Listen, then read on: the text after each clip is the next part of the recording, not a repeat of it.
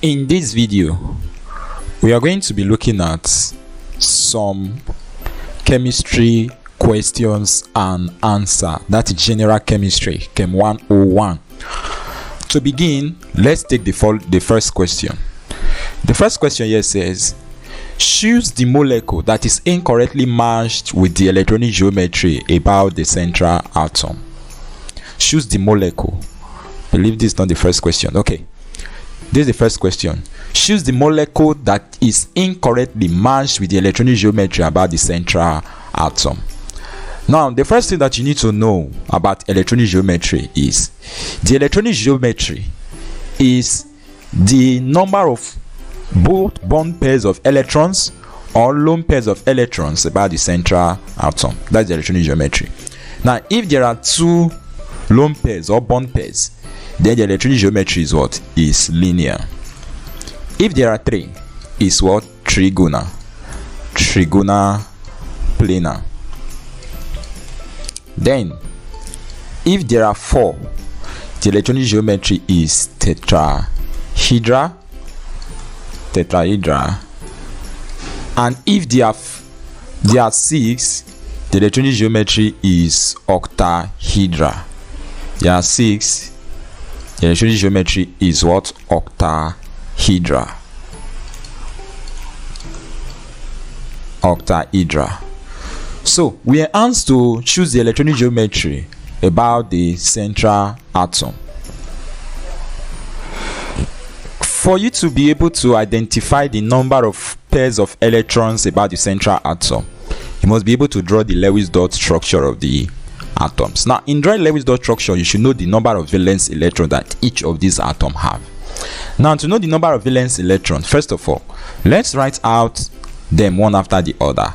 If we have hydrogen, these are the first 20 elements: hydrogen, helium, lithium, beryllium, this boron, carbon, nitrogen, oxygen, fluorine, neon, sodium, magnesium, aluminium, silicon, phosphorus, sulfur, chlorine, argon, potassium, and then finally you have calcium. Now, for you to the number of lone pair of electrons, the easiest way to know them is hydrogen is usually 1, okay, helium is 2, lithium is 3, beryllium is 4, boron is 5, carbon is 6, nitrogen 7, oxygen 8, fluorine 9, neon 10, sodium, sorry, when you get to 8, what you do is you start from 1 again. So sorry about this, I have to re-erase this again. I'll just name it 1 2 3. Now, when you get to 1 2, after helium you start from 1 again. So this is 1 2 3 4 5 6 7 and what? 8. Now, when you get here, you start from 1 again. This becomes 1 2 3 4 5 6 7 8. Then when you get to 8 again, start from 1 and what? Finally 2. So these are the valence electrons of these atoms. Now, in writing Lewis dot structure, of course, we know that the more electronegative atom is usually the central atom. The more electronegative is usually the central atom. So if we take the first example, there you have CF4. Carbon will be the central atom. Are we getting it? Carbon has how many valence electrons? It has 4 from the what we have there. Now, fluorine has 7, so we need to add 1 fluorine. It likes to bond like this. So each of the fluorine will come here, 4 fluorine. So how many electron groups are around the carbon atom? You have 1 2 3 4. Now, if 4 electron groups are around, what did I say it will be geometry? The electronic geometry tetrahedral. So this one is correct as what? Tetrahedral. Now let's take the next one. The next one is B. Supposed to be BE BR2. Sorry, BE B BeRO2, not BrBe2, BeBrO2. So we have beryllium as the central atom. Now, for you to identify the central atom, most cases is the one that is usually standing on its own without no subscript. For instance, carbon is standing on its own, so carbon will be the central atom. For instance, this one, beryllium is standing on its own, so beryllium will be the central atom. Nitrogen is standing on its own, so it will be the central atom. And phosphorus is standing on its own, so it will be the central atom. So beryllium, from what we have here, it has how many valence electrons? 2. So if it has 2 valence electrons, we have 1 and what? 2. Bromine is group 7. It has 7 valence what? Electrons. Now, if we fill in, it means that each of the bromine needs what? How many electrons to complete their atom share? They need 1 electron each to complete their atomos share. So you see that we have how many electron group? This is 1. Now remember that 2 electron makes 1 group, which is a pair. This is 1 and this is what? Another one, 2. So there are 2 electron group, and hence the molecule is what? Is linear. Here is supposed to be linear. Sorry for those omission. So this one is what? Is correct. Now H2O. Now let's look at oxygen. Of course, we not see you be the central atom. Now, how many groups are around oxygen? There are 6, which is 1, 2, 3, 4, 5, and 6.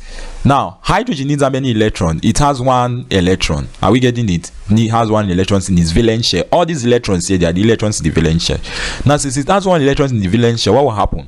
Each of the electron will bond with 1 electron from oxygen to complete what? 2 electrons.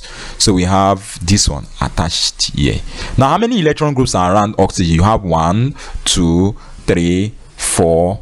That is what? 2 electron groups around oxygen. 4 electron group. And when there are 4 electron group, what is the geometry? The geometry is what? Tetrahedra. So we say tetrahedra. That's for electronic geometry. Now let's look at NH3. NH3, you have nitrogen. This is 1, 2, 3, 4, 5. Why? Because nitrogen has 5 valence electrons. Now each of the hydrogen will come and attach here. 1, 2, 3. So how many electron groups are around nitrogen? There are what? 4 electron groups. When there are 4 electron groups, what is the geometry? Tetrahedra. Now there is no electronic geometry among the ones that I've written for you. 2 linear, 3 triangular, planar, and this tetrahedra. There are no electronic geometry called what? Pyramidal. Now if you look at phosphorus, phosphorus is still the same thing as almost the same thing. They are group 5 elements like nitrogen, so it has 5 valence electrons. So if I should draw phosphorus, this will be the electronic geometry of that compound. Phosphorus, then we have the fluorine attached like this. This will be the electronic geometry. How many groups are around it? 4. When there are 4 groups, what's supposed to be the geometry? Tetrahedra. But here you have what? Pyramidal. Hence the correct answer to this question is this. This is the correct answer, because they say which of the following is incorrectly matched. This is the one that is what? Incorrectly matched with the electronic geometry, and hence is the correct answer to this question. So let's take question number 2. Question 2 is also on electronic geometry. Now in this case, they choose the one that is incorrectly matched with the electronic geometry about the central atom. We've talked about the electronic geometry. We said if there are 2 groups, it's linear. If there are 3, trigonal, planar. There are 4, is tetrahedra. And if there are 6, is what? Octahedra. Now in this case, you have NO2 minus. Now when you have NO2 minus, the minus there, this, what you have is NO2 minus. This negative sign here, it means that an electron has been added to the central atom. Now of course we know the central atom here is what? Is nitrogen. Now if nitrogen is the central atom, how many electrons does nitrogen have? Nitrogen has 5 valence electron. According to what we have here, nitrogen has 5 valence electron. So if we write the 5 valence electron plus the extra one, means it has how many valence electrons? 6. So we have 1, 2, 3, then 4, 5, 6. 6 is usually written in this way, groups like this. Now oxygen needs how many electrons? Oxygen is in group 6, and hence it needs 2 electrons to complete 8. So we fix oxygen here. It needs 2 more electrons to complete what? 8. Now the electronic geometry of this compound is, when you look at this very well, how many group is around this particular atom here? There are 1, 2, 3 group. Now, if there are 3 groups, what geometry is that compound? That compound is what? Is trigonal planar. So this one is correct. Of course, if you try for every other one here, you see that this one they are what? Correct. But when you come to pyramidal, you discover something, that pyramidal is not what? Is not correct. Why? Because pyramidal is not an electronic what? Geometry. It's a molecular geometry. Hence, this option is the one that is incorrectly matched, and hence the correct answer. So that is that for that question. Now the next question says, which of the following and their molecular geometry is wrong? Which of the following and their molecular geometry is wrong? We have trigonal planar, H2 is for bend, BF3 is trigonal planar, and the rest. Now if you write the Lewis dot structure for this molecule, nitrogen is group 5. It has 5 valence electrons, which is 1, 2, 3, 4, 5.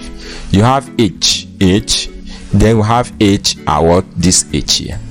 Now this group, as you've seen it has how many groups? 1, 2, 3, and then 4.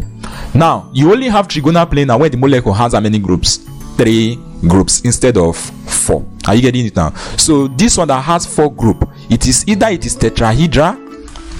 When you are talking about molecular geometry, it's either it is tetrahedral, or if it has 2 bond pairs. These are the bond pairs, the one that is bonded to another atom, like this bond, this pairs here are bond pair, this is a bond pair, this is a bond pair, then this is a lone pair. So if it has all bond pair, for instance, let's say something like this, CH4 has all bond pair, it takes the tetrahedral geometry, tetra what? Hedra. But if it has 3 bond pairs, let's use 3BP, and then 1 lone pair, now it can take the pyramidal geometry. Now note the difference between electronic geometry and molecular geometry. There's a difference. For electronic geometry, we don't have anything like pyramidal, but for molecular geometry, we can have pyramidal if 4 groups are around. If there are 4 groups in such a way that you have 3 bond pairs and 1 lone pair. So the correct answer here is supposed to be, what's supposed to be the geometry for this is what?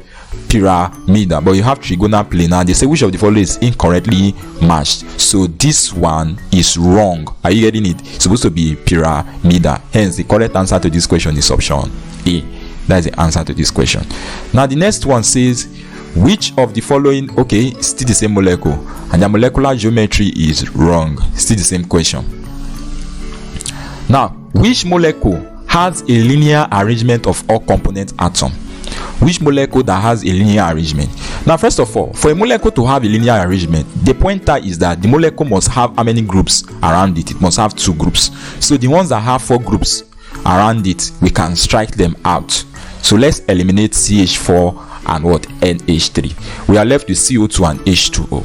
Now if we take the Lewis dot structure for H2O, of course we know that oxygen will be the central atom. Now oxygen has 6 valence electrons, which is 1, there we have 1, 2, like this. These are the 6 valence electrons. Each hydrogen we need 1, so each hydrogen attached here. This is the Lewis dot structure.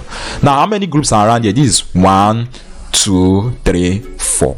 Now we have, although we have 2 groups or 2 atoms that are attached to the central atom, but it has lone pairs of electrons. This lone pair will make the molecular geometry to be in this form, in a bent format, because the lone pairs we try to push these ones downward. Are you getting it now? So these lone pairs try to push this downward, and it will now be in the bent form instead of this normal form, the linear form.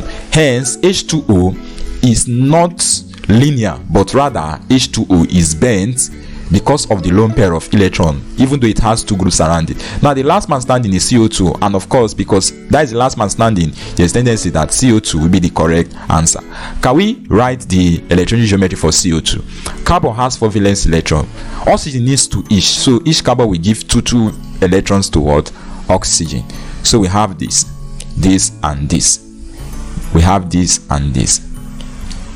Now if you look at this very well, we can write this as C double bond O, C double bond O. This is a linear molecule. Now when you see a double bond around geometry, they are considered as 1 group. This is another group. So we have 2 groups around this carbon atom, and hence the correct answer is this. You can even see the shape is linear. It's 180 degrees. Are we getting it now? So that is the answer to that question.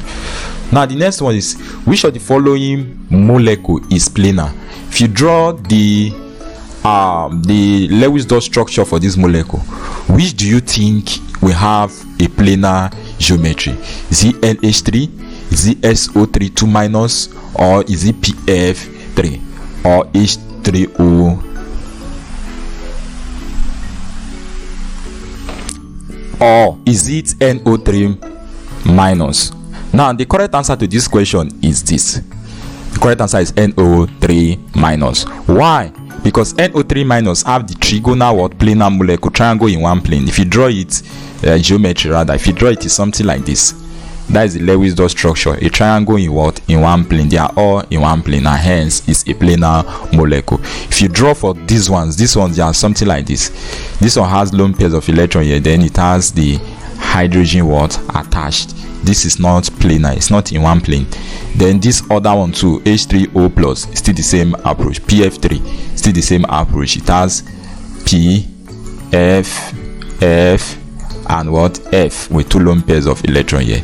Then SO3 2 minus, that is also not planar. Why? Because it's something like this. Then it has this, let me take it like this, SO3 2 minus. This is the geometry. Hence the only one that is planar, triangle in one plane, is what? SO3 2 minus. So that is the correct answer to that question. Now the next one is, which of the following pairs of molecules are polar? Now what are polar molecules? Polar molecules are molecules that have a net dipole moment. When you say in a net dipole moment, it means it has a positive charge and what? A negative charge area, in such a way that the positive and the negative charge area do not cancel out.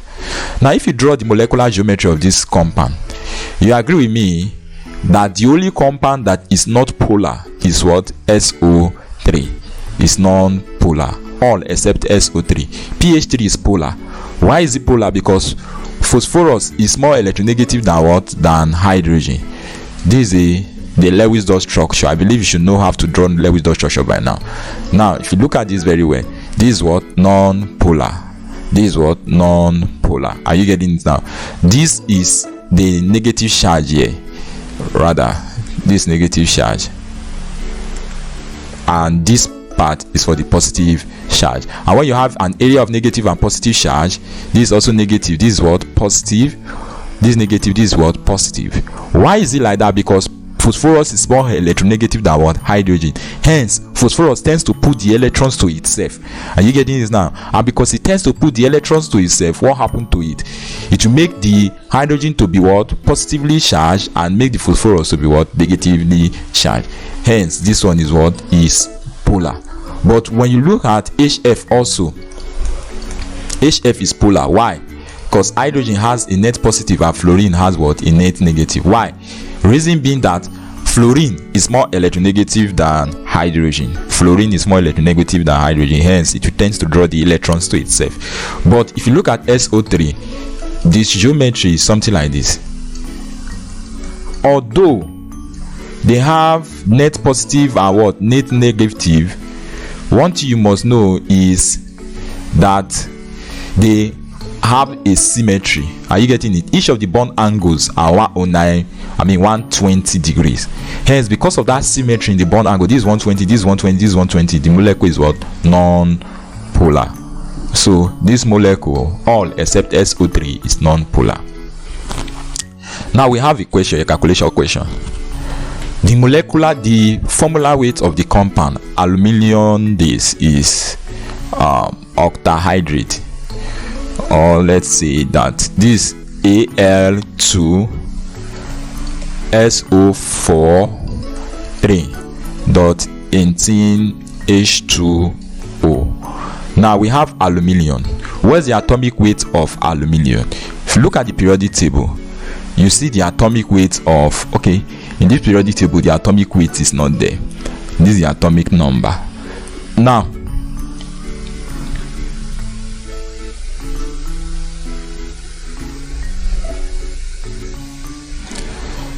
the atomic weight of aluminium is about 27. So the formula weight is the summation of all the atomic weights together. So this becomes 27 times what? 2. Then sulfur is 32 plus oxygen is 16 times 4, everything times what? 3, then plus what? 18 bracket water. Hydrogen is 1 times 2 hydrogen plus 16 of what? Oxygen. Now this gives us 54 plus this plus here. Now 32 plus 64, because 16 times 4 is 64, plus 32 give you 96. 96 times 3 give you 288. So this one is plus 288. Everything here gave us 288 plus 18 bracket 1 times 2 is 2 plus 16 is what? 18. So this becomes 54 plus what? 288 plus 18 times 18. 18 times 18 is 324. So this is 324. Now when you sum everything together, 324 plus 288 plus 54 to give us 666. So the correct answer is 66.4 grams. It's supposed to be 66 grams.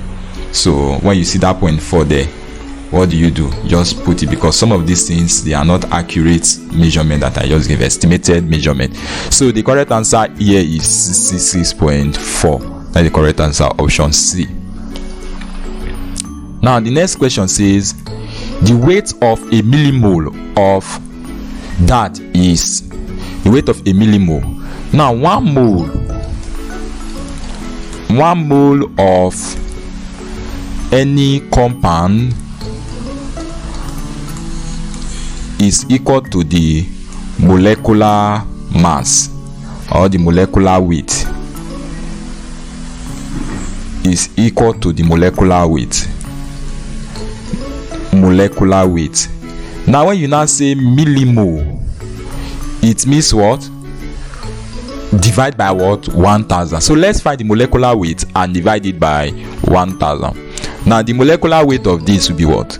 Nitrogen is about 14 plus hydrogen is about what? 1 times 4 brackets, is bracket 2, plus hydrogen is 1, phosphorus is about 31, then plus oxygen is 16 times 4, and this becomes 4 plus 4 bracket 2 plus 1 plus 31 plus 64. And when you calculate this, it's going to give us 18 times 2 plus 1 plus 31 plus 64, and that gave us 132 gram. But this 132 gram is the number of is the molecular weight. Are we getting it? Now they say for 1 mole, this is the molecular weight for 1 mole. But when they say 1 millimole, it means you should divide this by what? 1000, because milli means divided by what? 1000. Milli means divided by 1000. So when you divide this by 1000, it becomes 132 gram divided by 1000. This will give us 0.132 gram. So the mass of a millimole is what? 0.12 gram. That is the correct answer to that question. Now, how many moles of alanine are there in 159 gram of alanine? Now the number of moles is what? Is equal to the mass over the molar mass. Number of moles is equal to the mass over the molar mass. Now, what is the mass of alanine given? 159. What is the molar mass? Is C3H7NO2, which is equals to C3H7NO2. Carbon is how many? 12 times 3. Plus hydrogen is how many? 1 times 7. Nitrogen is how many? 14. Oxygen is how many? 16 times 2. I'm summing the atomic masses together. This becomes 37 plus 7 plus 14 plus 32. And when you sum everything here, what is it going to give to us? Give us 36 plus 7 plus 14 plus 32. that will give us 89 gram per mole. So the atomic weight is 89 gram per mole. Now what you now do, this become 159 divided by 89 gram per mole. 159 gram divided by 89 gram per mole. So gram cancel gram, it becomes 159 divided by 89 divided by 89, and that gives us 1.78. So the correct answer to this question is what? 1.78, and that is option A, 1.78. Next question. How many atoms are in 1 mole of that? Now 1 mole of any atom, 1 mole of any atom or molecules contains the Avogadro's number is equals to the Avogadro's number, which is 6.02 times 10 raised to the power of what? 23 atoms. Are you getting it now? 1 mole of any atom contains the Avogadro's number. So 1 mole of how many atoms are in 1 mole? 1 mole of methanol. This is methanol. Are you getting it now?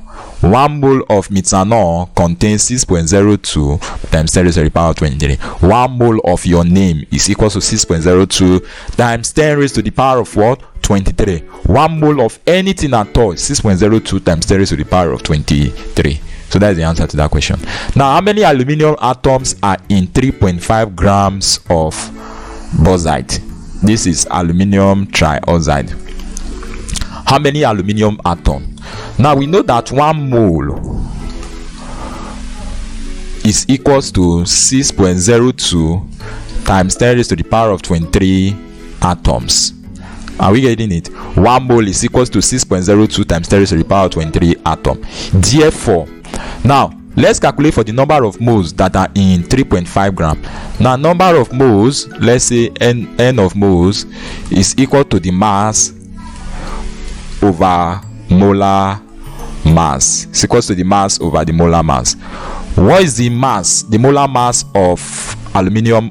This the molar mass is the sum of the masses, atomic masses, which is aluminium is 27 times times 2. There are 2 aluminum atoms there, times what? 16 of oxygen times what? 3, and this will be 27 times 2 is 54 plus what? 48, and this will give us 54 plus 48 be 102.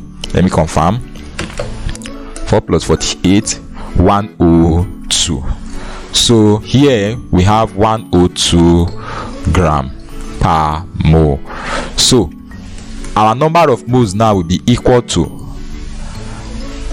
3.5 gram, which is the mass, divided by 102 gram per mole. Now gram can cancel gram, so it will be 3.5 divided by 102, and that gives us 0.0345, 0.0343 rather, 0.0343. So having known that 1 mole is equals to 6.02 times 10 raised to the power of 23 atoms, and then this one we calculated this one to be 0.0343 moles. Therefore 0.0343 moles will be equals to x atom. What do we do here? We cross multiply. S multiplied by this gives us x is equals to 6.02 times 10 raised to the power of 23 times 0.0343, and when you multiply this times 6.02 times 10 raised to the power of 23, it gives us 2.065, which is 2.7 times 10 raised to the power of 22. So the correct answer to this question is this. So x is equals to 2.07 times 10 raised to the power of 22 atoms are present in that. Atoms are present in that. Now the next one, let's take the next question. Which of the following contains more atoms? Now 1 mole of any compound contains 6.02 times 10 raised to the power of 23 of the atoms inside. Are we getting it? Of the atoms in it. So in this case, the one that has the highest number of atoms have the what? The highest number, or has more atoms, because 1 mole contains this of the total number of atoms in it. So the one that has the highest number of atoms here gets the answer. So in this case, now how many atoms are here? CO2. How many atoms are here? We have 1 plus 2 oxygen, that is 3 atoms. This one is U is 1 plus F6 is 6 fluorine. So 1 plus 6 is what? 7 atom. Here is what? 3. Here is how many? 1 atom for helium. Here is how many? This CH3. This 3 plus 3 is 6, 7, 8, 9, 10. This one has 10 atom. So definitely this one we have the highest number, or contains the highest number of atom, and hence is the correct answer. Now, which of the following contains the most molecule? Now, when you talk about the molecule, 1 mole of any compound contains 6.02 times 10 raised to the power of 23 particles or molecules. Are you getting it now? Now it is when they now ask you the number of atoms, that is when you start considering. So 1 mole of any compound at all contains the same number of what? Molecules. So the correct answer is this, contains the same number of molecules. Now the next question. Guanidine is a fertilizer. To 3 significant figures, what is the percentage by mass of nitrogen in the fertilizer? What is the percentage by mass of nitrogen? Now percentage by mass, the percentage by mass of nitrogen is equal to the mass of nitrogen in the sample all over the mass, or the molecular mass of the compound in question, all over the molecular mass of sample of the sample, times 100. So this is times 100%. Now if we use that now, so we can say percent mass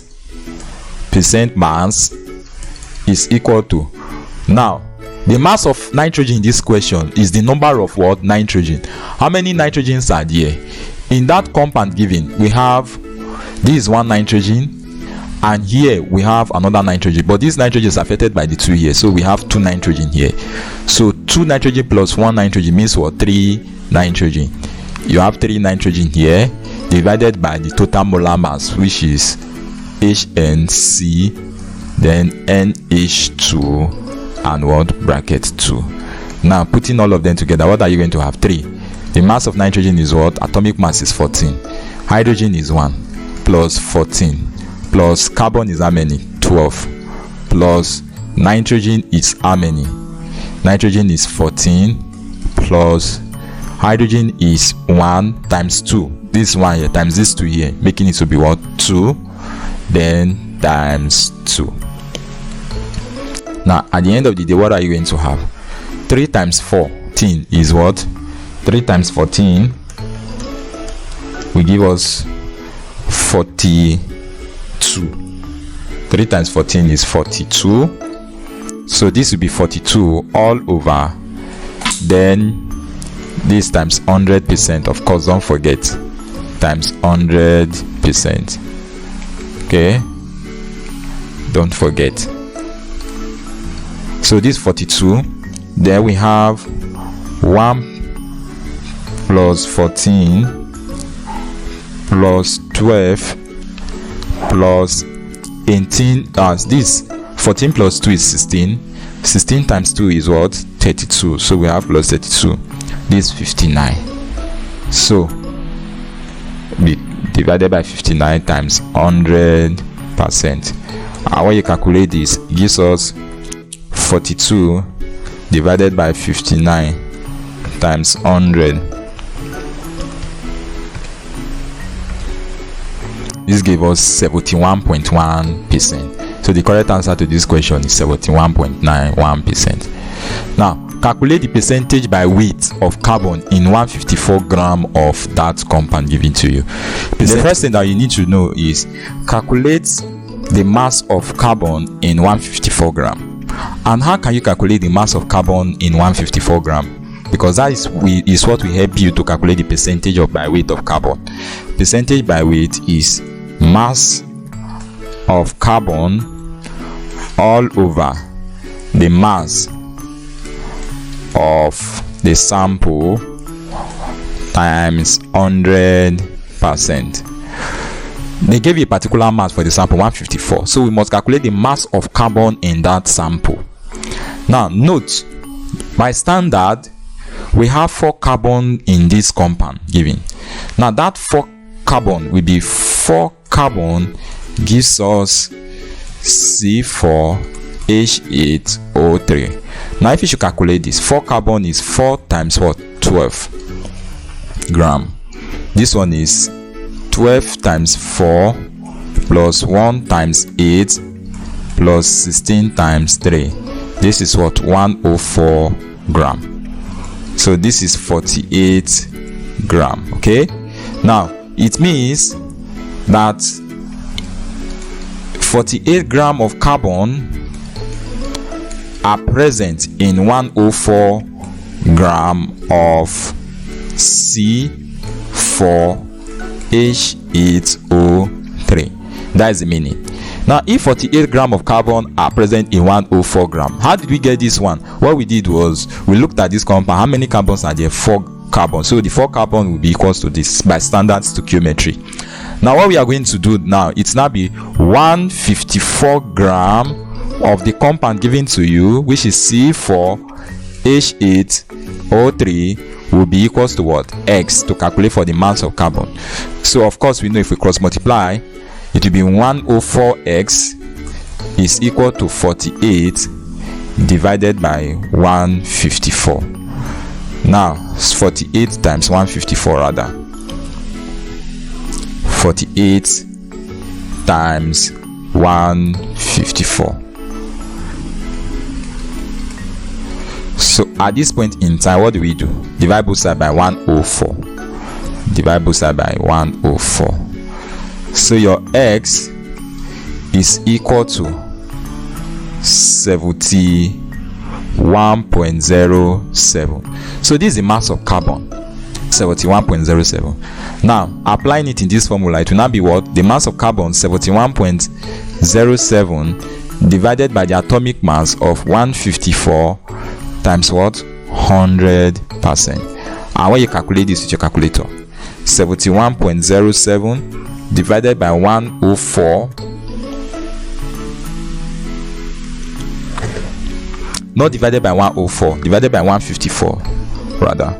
71.07 divided by 154, that will give us 46.1 times 100 will be approximately what?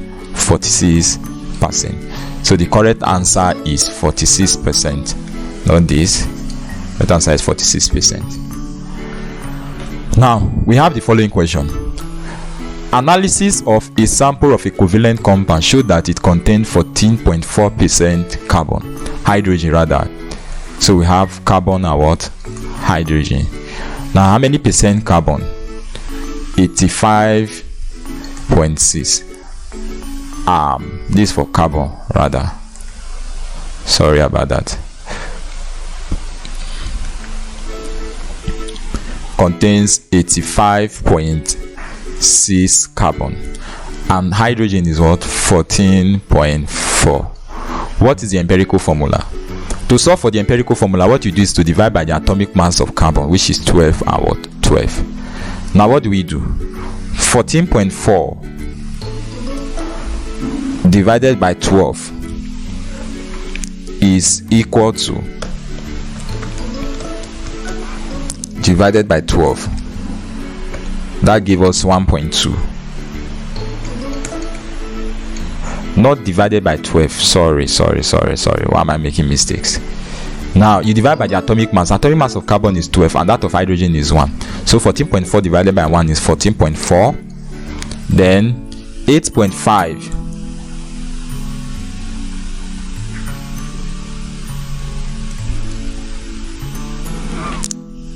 now you have 85.6 divided by 12. 85.6 divided by 12 is equals to 7.13. So we have this as 7.13. Now the next thing you do is divide by the smallest one. Smallest one is 7.13. So we divide by 7.13. Of course, you know this will give us approximately 1, and here we give us approximately what? 2. Are you getting it now? So the empirical formula is what? C1H2, because there is 2 under H, which is well written as CH2. So the correct answer is CH2. That's the correct answer to that question. Now, an oxide of lead contains 90.65% lead by weight. The empirical formula is, now an oxide of lead contains lead and what? Oxygen. That is why it is oxide. So we write lead and what? Oxygen. Now how many lead are there? 90.65. Are you getting it? By weight of lead. Now the total weight must be equal to what? 100. So the weight of lead plus that of oxygen must be equal to what? 100. Now lead will be what? 90.65 plus that of oxygen must be equals to 100. Now oxygen will be equal to what? 100 minus 90.6. Oxygen will be 100 minus 90.6 is equal to 9.4. So this is 9.4. So that of oxygen is 9.4, and that is the answer. Okay, this is supposed to be 9.35, not 9.4. So be 90.65. So here will be 9.35. Now you divide both sides by the atomic masses. Atomic mass of oxygen is what? 16. That of lead is what? The atomic mass of lead is 207. Now what do? Divide. So this gives us 90.65 divided by 207. 0.65 divided by 207. That will give us 0.47. So we have 0.47. Then you have 9.35 divided by 16, and that will give us 0.58. Have 0.58. Now the next thing we are going to do is we divide until we get the nearest whole number. We divide until we get the nearest whole number. Now the nearest whole number will be what? So at this point you divide by the smallest number. Smallest number here is 0.47. Sorry about that.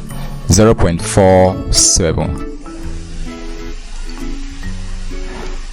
divided by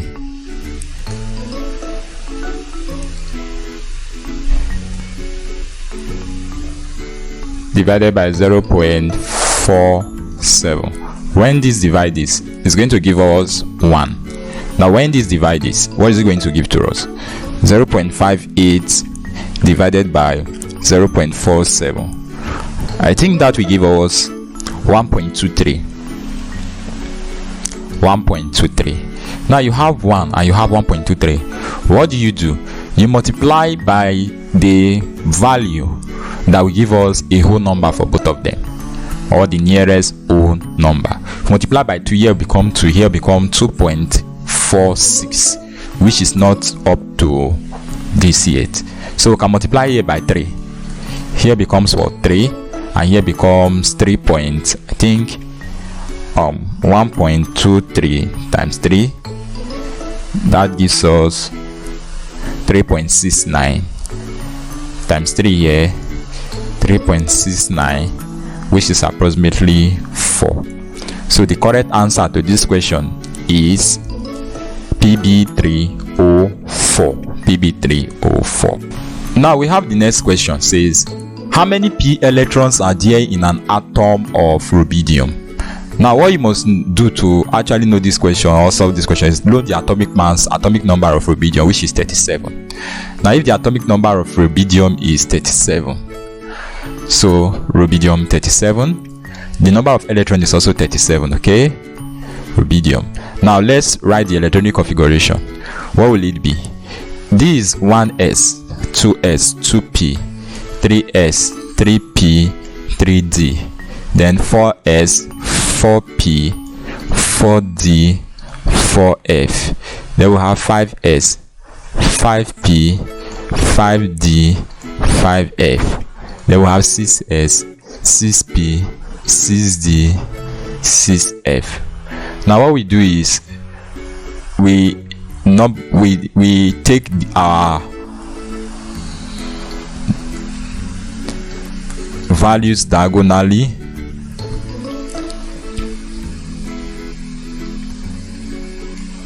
and then let's write that now. So we have 1s, 2, 2s, 2, then 2p what, 6, 3s, 2, 3p, 6. After 3p, what do we have? 4s. After 3p, 4s, 2, 3d, 10. How many now? That is 30, I believe. 10, 20, 30. After 3d, 10, what do we have? 4p, 6, then 5s, 1. That's the electronic configuration of rubidium. Knowing that the s orbital can take how many electrons? 2 maximum, p can take 6 maximum, d can take 10 maximum, and f can take 14 maximum. Okay, now how many p electrons are there in the atom? Number of p electrons, here there are 6 plus another one 6 plus another one what, 6. So in total there are 18 p electrons. 18 p electrons. A neutral atom of an element has 2 electrons in the first energy level and 8 electrons in the second and 8 in the third. So we have 2, 8, 8. This information does not necessarily tell us the dash. It tells us the atomic number. It means the atomic number is what? 18 by adding all of them together. Now it tells us the total number of electrons in the what? In the s orbital. That is true. It tells us the total number of electrons in the s orbital. Now anything about electrons gives us anything about electrons in the what? Orbital. Now anything about the element chemical property, yes, the number of electrons tells us the chemical property, and also the valence electron is what is responsible for the chemical reactivity. Now this is a noble gas, and hence the reactivity of a noble gas will be dependent on this. The total number of electrons in the p orbital, yes, it tells us about that. Now the number of neutrons in the nucleus of an atom of an element, it does not tell us anything about the number of what? Nucleus, but it gives us information about every other thing present here. Now the valence electron of representative elements are in the s orbital only. No, they are both in the s and what? P. Located closest to the nucleus, located in the outermost occupied major energy level, they are the one located in the what? Atom. That is why they call them what? Valence. Valence is the one located in the outermost energy level. So that is the correct answer. Which of the following pairs of elements and valence electron is correct? Is incorrect. I've given you the valence electrons of the elements. Now aluminium is 3. That one is correct. Bromine is 7. That one is correct. Strontium is 2. This one is 3. But sulfur is 6. Sulfur has 6 valence electrons. Hence sulfur is wrong, incorrectly matched. With regard to the species, which of the following statement is correct? Now this species that is given to you, the all contains 10 electrons. Is that true? Yes. Oxygen normally contains 8 electrons. The 2 negative there means what? It has gained 2 electrons, which means it contains 10 electrons. Now fluorine contains 9. That minus there means it gains 1 electron, meaning it contains 10 electrons. Now neon contains what? 10 electrons. Okay, so the correct answer is all 3 species contain 10 electrons. Okay, that is the answer to the question. given there. It contains 10 electrons. Now, which of the following does not have a noble gas configuration, or which of the following is not isoelectric with a noble gas? Now you have S2 minus sulfur. When sulfur plus 2, what will it give? 18. Now the noble gas configuration, 18 is for what? Argon. So this one has a noble gas configuration. Now aluminium is what? 13. 13 plus 3, 13 minus 3 rather. This plus means is minusing 3 from here. Are we getting it? As giving that 3 electrons. So 13 minus 3 gives us what? 10. 10 is the electronic configuration of what? Neon. Now these other 3 elements may seem enigmatic to get the atomic number, or the number of protons, or the number of electrons. So you go back to the periodic table now. Now in the periodic table, what do we have there? The first one is barium. Let's look for barium. Barium, I think, should be in group 2. Now barium is 56. Barium 3 plus. If you count 3 places backward from barium, will it give us a noble gas? Let's count barium. This is 1, this is 2. Are you getting it? And this is 3. You only count 2 places backward from barium to get to a noble gas. But what do you have here? Barium 2 plus. So you count 2 places backward, and that is correct. So this is barium will give you a noble gas. How about antimony? Let's check for antimony. That is SB 3 plus. Now how many places are you going to count SB to get a noble gas? Is it not 1, 2, 3? You counted 3 places forward. That is what? SB3 minus. Supposed to be SB3 minus. Is it SB3 minus? Yes. So this is also a noble gas. Now notice something. The noble gases are these ones here. Okay, any one of them are noble gases. So antimony, you count it 1, 2, 3, which means 3 electrons have been added to give a noble gas configuration. Then we come back. The next one is scandium. Automatically you know that this one is what? Is wrong. Let's confirm. Scandium in the periodic table, this is where scandium is. If you count scandium or 3 places backward, will it give you a noble gas? Let's check. Yeah, it will give you a noble gas. So which of them is the wrong answer? To give you a noble gas, scandium. Let's count it backward. This scandium, this is 1, 2, 3. To give argon. So which of them is wrong? Let's check very well. Which of them should be wrong?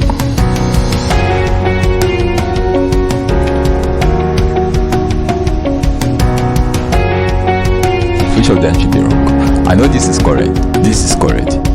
Barium. Let's check for barium again. How many places are you going to count barium to get to a noble gas? Backward. Barium is backward because it's positive. 1, 2. Count 2 times backward. Okay, the next one is scandium. To count backward how many times? 3 times to get to a noble gas. Argon. What of antimony? Antimony. You count forward 3 times. 1, 2, 3. Means you gain 3 electrons. So definitely that one, it takes all of them are correct. I don't know, all of them are correct. Let's look at the next question. Which of the following for ionic compound is incorrect?